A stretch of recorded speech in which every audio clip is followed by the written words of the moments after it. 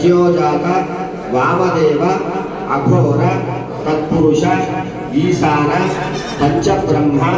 कुमारस्य श्री वरसिद्धि विनायकस्य श्रीकर पैतृक सौख्य सावित्री कौमार चंद्राख्य नव विदोत्वस्य इदानीं सात्विक उत्सवस्य आरंभकाल वादारभ्य प्रथम दिवसी संकष्टहर चतुर्थी पर्वदिन काले श्री सिद्धि बुद्धि समेत वरसिद्धि विनायक दिव्य कल्याण महोत्सवाचौ कर्मणि अन्योन्य ब्राह्मण सहायेन मम मनोवांछित सकल कार्य